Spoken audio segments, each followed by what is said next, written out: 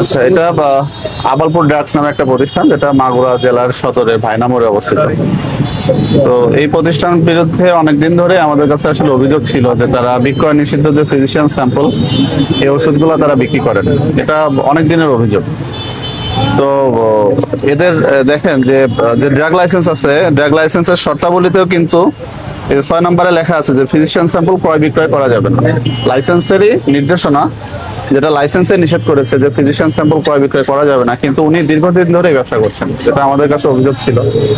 তো অভিযোগের প্রেক্ষিতে আজকে আমরা এখানে এসে যে পরিস্থিতি দেখেছি, তারা বিভিন্ন ফিজিশিয়ান স্যাম্পল ঔষধ যাতে মানুষ বা আমরা বুঝতে না পারি, এজন্য তারা ফিজিশিয়ান স্যাম্পল প্যাকেট থেকে বের করে কমার্শিয়াল প্যাকেটের মধ্যে লুকিয়ে বিক্রি করছে।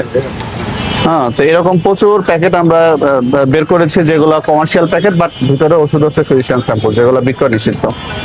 তো এই ওষুধগুলো আমরা প্রচুর পরিমাণে পেয়েছি। সেই সাথে ওনার এখানে মেয়াদ উত্তীর্ণ ওষুধ পাওয়া গিয়েছে।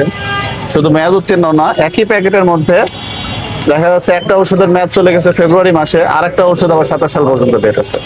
মানে একই প্যাকেটের মধ্যে ভালো ওষুধ, মেয়াদ উত্তীর্ণ ওষুধ একসাথে মিক্স করে বিক্রি করা হচ্ছে।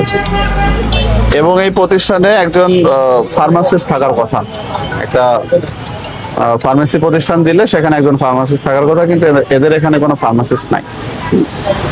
তো আজকে আসলে এখানে এসে যে বিষয়গুলো পেয়েছি, এটা আইনগতভাবে অপরাধ, এবং এটার জন্য আমরা এই প্রতিষ্ঠানটিকে আজকে সতর্কতামূলক 20,000 টাকা জরিমানা করেছি, এবং তাদেরকে সতর্ক করে যাচ্ছি যদি পরবর্তীতে আবার এই ধরনের ফিজিশিয়ান স্যাম্পল বা মেয়াদ উত্তীর্ণ ওষুধ যদি বিক্রি করেন, তাহলে আরো কঠোর আইনানুগ ব্যবস্থা করতে হবে।